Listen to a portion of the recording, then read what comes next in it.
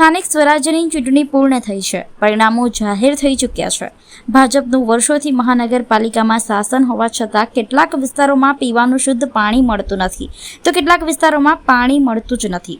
હાલમાં ઉનાળાની શરૂઆત થઈ છે ત્યારે પૂર્વ વિસ્તારમાં આજવા સરોવર હોવા છતાં ટેન્કર રાજ શરૂ થઈ ચૂક્યું છે. શહેરના વોર્ડ નંબર 14માં આવેલા નાની ખારવાવાડ વિસ્તારમાં રહીશો દૂષિત પાણીના કારણે પરેશાન થઈ ઉઠ્યા છે. વોર્ડ નંબર 14માં કોંગ્રેસના ચૂંટાયેલા 2 પ્રતિનિધિત્વોને નાની ખારવાવાડ વિસ્તારમાં કાળું પાણી આવતું હોવાની ફરિયાદ મળી હતી, જેના પગલે તેઓ સ્થળ ઉપર પહોંચ્યા હતા. કોંગ્રેસના સભ્યો તીર્થ બ્રહ્મભટ્ટ અને દીપા શ્રીવાસ્તવે સ્થળ પર જઈને લોકોની સમસ્યા સાંભળી હતી. છેલ્લા 3 મહિનાથી આ સમસ્યાનો સામનો લોકો કરી રહ્યા છે. લોકોએ રજૂઆતો તો કરી છે, પણ કોઈ ઉકેલ આવ્યો નથી. શહેરના પથ્થરગેટ નાની ખારવાવાડ વિસ્તારમાં પાણીની સમસ્યાનું નિરાકરણ લાવવા કાઉન્સિલર તીર્થ બ્રહ્મભટ્ટ અને દીપા શ્રીવાસ્તવ પહોંચ્યા હતા. તેઓએ લોકોની સમસ્યા સાંભળી હતી. તીર્થ બ્રહ્મભટ્ટ અધિકારીઓને ચીમકી આપતા જણાવ્યું હતું કે અહીંના લોકોને 3 દિવસમાં શુદ્ધ પાણી આપવાની વ્યવસ્થા કરો, નહીં તો આ દૂષિત પાણી અમે અધિકારીઓને પીવડાવીશું. અધિકારીઓ પણ આ પાણી પીવા માટે તૈયાર રહેજો તેમ જણાવ્યું હતું. વોર્ડ નંબર 14માં નાની ખારવાવાડ વિસ્તાર, પરંતુ આ સમસ્યા નાની ખારવાવાડ નથી, સમગ્ર વોર્ડ નંબર 14ની છે. મારી વોર્ડ નંબર 14ની જનતા 90% જનતા જગથી પાણી પી રહી છે. ખૂબ જ દયનીય બાબત કહેવાય, નિંદનીય બાબત કહેવાય. આઝાદીના આટલા વર્ષો પછી પણ જો આપણે જનતાને પીવાનું શુદ્ધ પાણી ના આપી શકતા હોય ને, તો આ ભ્રષ્ટ શાસકોએ ડૂબી મરવું જોઈએ.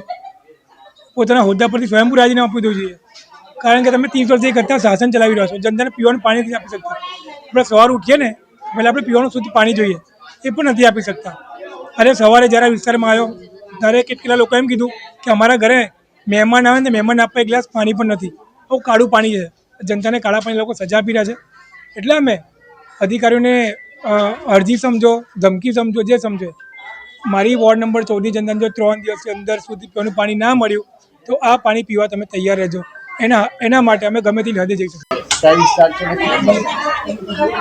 અમે નાની ખારવાડમાં છે અને આ સમસ્યા બહુ ગંભીર છે અને આનું મેં તમારા માધ્યમ દ્વારા દરેક વડોદરાના સભ્યને કહેવા માંગીશ કે મારી અવાજ જે તમે બન્યા છો, મને જે મતદાન તમે કર્યું છે, આ તમારું હક જે તમે ટેક્સ ચૂકવીને બી અગર આવું પાણી પીવી રહ્યા છો તો તમે મારું કોન્ટેક્ટ કરો, હું તમારી અવાજ છું.